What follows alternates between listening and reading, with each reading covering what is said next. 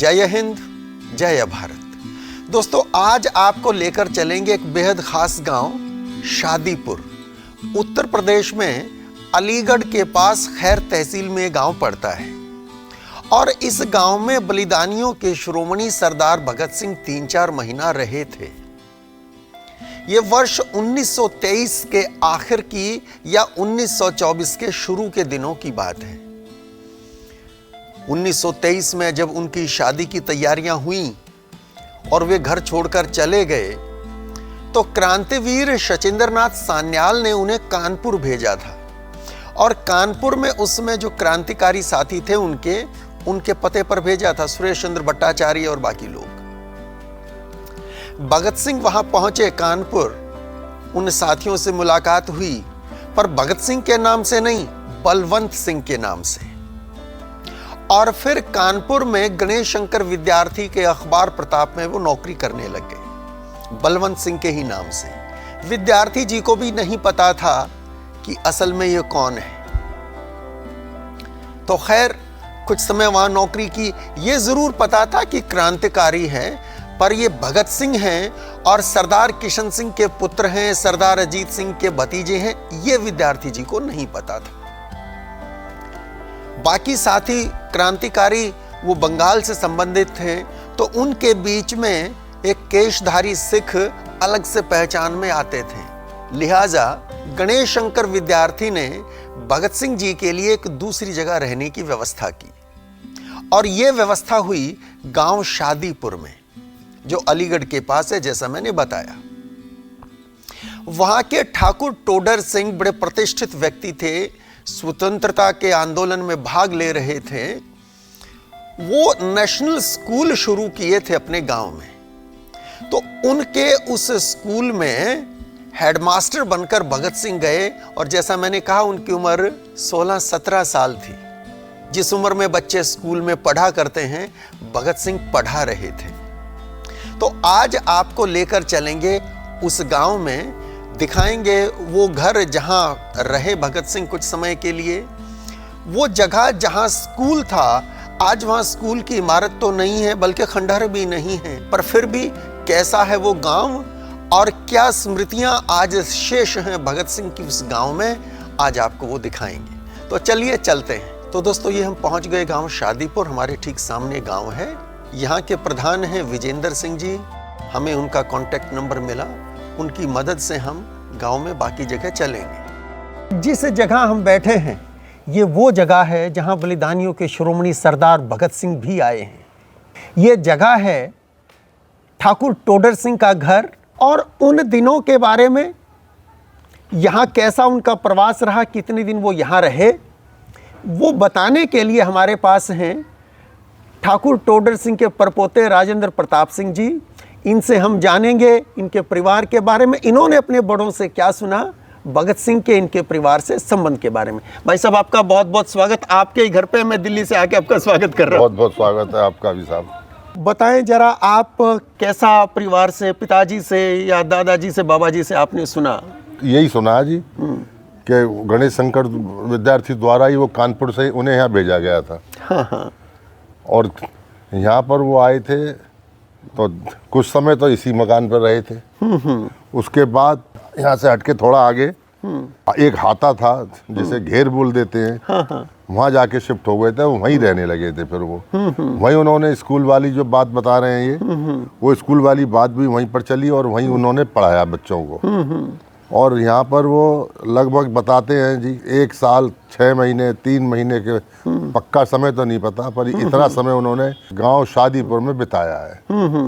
यहाँ से वो लास्ट में यही कह के चले गए थे, ठाकुर साहब टोडर सिंह से कह के ये बात चले गए, मेरी माँ मुझे बुला रही है, मैं जा रहा हूँ। फिर उसके बाद साहब वो लौटे ही नहीं, उनको फांसी लग गई थी। हाँ। तो ये घर भी आपका, इसका मतलब बहुत पुराना घर रहा होगा और बड़ा सुंदर, अब भी जैसा देख रहे हैं बड़ा वैभवशाली घर रहा होगा उस समय भी ये।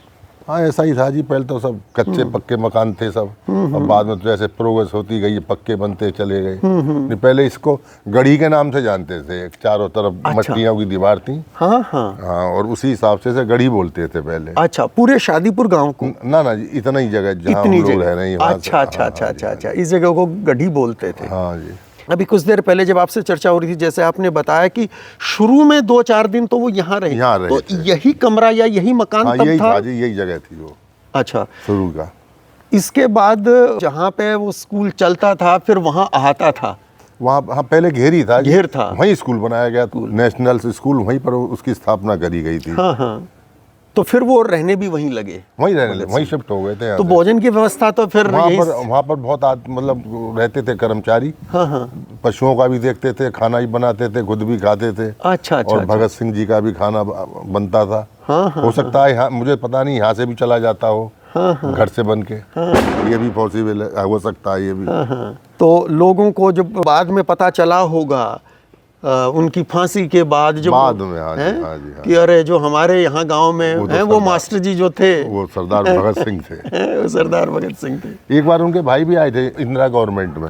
अच्छा, कुलतार सिंह, वो मिनिस्ट्री में भी थे वो। हाँ, उत्तर प्रदेश में मंत्री रहे। हाँ जी, हाँ जी। हमें फादर उन्हें लेके आए थे, ब्लॉक प्रमुख थे जब। तो अब चलते हैं आगे भगत सिंह जी की प्रतिमा देखने। हम आ गए हैं गांव शादीपुर में, इस पार्क में जो शहीद आजम भगत सिंह के नाम पे है, उनकी प्रतिमा लगी है और ऊपर तिरंगा लहरा रहा है, और साथ में है गांव के प्रधान विजेंद्र जी। यहाँ रहते सरदार भगत सिंह, कुआं पे वहीं नहाते थे, वहीं रहते थे। यहाँ तो जैसे प्रतिमा रखवा दी है, और चौधरी सुधीर सिंह अध्यक्ष रहे थे जिला पंचायत। अच्छा अच्छा, हाँ, उन्होंने रखवाई थी। हाँ हाँ, और फिर बाली जी ने इनके लिए 51,000 रुपये दिए थे, और बाकी जो रुपए थे विजेंद्र प्रधान जी मैंने अपने स्वयं, यहाँ में 1,36,000 रुपया लगा था जब छतरी मेरा में। अच्छा, वो आपने अपनी तरफ से लगाया? अपनी तरफ से लगाया, पंचायत का नहीं? पंचायत का नहीं। और यहाँ हर साल मेला लगता है, रागनी होती है। अच्छा, हाँ, रागनी होती है। हाँ, अच्छा, ऐसी 28 सितंबर को भी होती है उस जगह जहाँ रहे थे। उस जगह पे आपको ले चलूंगा मैं। जी जी जी जी, जहाँ वो रहते वहाँ नहाते थे, वहीं स्कूल पढ़ाते थे। तो प्रधान जी ये बताएं, यहाँ जो प्रतिमा लगी है ये किस साल लगी थी, कितना ये समय हुआ? 2010 में लगी थी। 2010 में लगी। यहाँ पे कार्यक्रम 23 मार्च को होता है? हाँ, 23 मार्च को। अच्छा, उसमें रागनियाँ होती हैं जैसा आपने बताया। हाँ, रागनी होती। तो कलाकार अलग अलग जगह से आते होंगे? अलग अलग जगह से आते कलाकार। तो रागनियाँ भी वो भगत सिंह से जुड़ी हुई होती हैं? हाँ, या भगत सिंह से। भगत सिंह से जुड़ी हुई होती हैं। अभी पिछले महीने 28 सितंबर को उनका जन्मदिन था, उस जन्मदिन पे भी कार्यक्रम यहाँ हुआ था? वो दूसरी जगह था? ना, दूसरी जगह था। वो दूसरी जगह जहाँ रहे थे उसी जगह कराया था।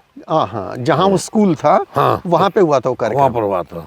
तो यहाँ अभी हम जो देख रहे हैं, इसमें भैंस भी चर रही हैं और पीछे कुछ वो उपले भी हैं, तो अभी इसके डेवलपमेंट और मेंटेनेंस पे तो काम करने की ज़रूरत है। हाँ हाँ, क्योंकि प्रतिमा लगी है भगत सिंह की, तो उसके अनुरूप इसको मेंटेन तो करने की आवश्यकता है। देखो नेता आते हैं, वादा कर जाए, काम कोई खराब है ना। गांव में कहीं ना कहीं इस भाव का अभाव दिखाई देता है कि भगत सिंह के नाम पर यदि आपने कोई पार्क डेवलप किया है, वहाँ उनकी प्रतिमा लगाई है, तो उसकी सफाई, उसकी मेंटेनेंस के लिए कोई बाहर से क्यों आए? गांव स्वयं उसको मेंटेन क्यों न करे? तो दोस्तों, अब चलते हैं उस जगह जहाँ कभी स्कूल चलाया था भगत सिंह जी ने, जहाँ कभी स्कूल होता था जिसमें सरदार भगत सिंह पढ़ाते थे। आज तो चारों तरफ या तो खेत हैं, ये बाजरे की पुलियाँ हैं, यहाँ पे नील प्रोसेसिंग होती थी। खेती जैसे नील की खेती होती थी पहले। अच्छा, तो ये उसी की निशानी है। ये बिल्डिंग तभी की है। ये जगह ठाकुर टोडर सिंह की हुआ करती थी। जैसा हमें पता चला, एक घेर था, उनका अहाता था, यहाँ उनके पशु भी रहा करते थे और कर्मचारी भी, काम करने वाले मजदूर भी होते थे। यहीं पर स्कूल शुरू हुआ, पर आज कहीं नामो निशान नहीं है उस जगह का। तो अब ये जमीन किसकी है? ये सरकारी जमीन है। अब ये सरकारी है। तो ठाकुर टोडर सिंह ने ये जमीन डोनेट कर दी, गांव को दान दे दी थी। दे दी पशुओं के लिए। पशुओं के लिए। अब ये गांव की प्रॉपर्टी है। जी जी जी जी। वो पीछे है गांव शादीपुर। अभी हम वहाँ से आए हैं। उस घर में भी गए जहाँ भगत सिंह जी रहे, और जैसा हमें पता चला कि वहाँ पे वो शुरू में कुछ दिन रहे थे, उसके बाद यहीं पे स्कूल चलता था और यहीं और भी जगह थी जी। यहाँ अखाड़ा भी था, कुश्ती भी वो करते थे, और फिर रहने की व्यवस्था सब यहीं हो गई थी। पर अभी ऐसे कोई निशान बहुत ज़्यादा तो है नहीं। एक कुआं भी यहाँ पे बताया गया, कुआं भी होता था।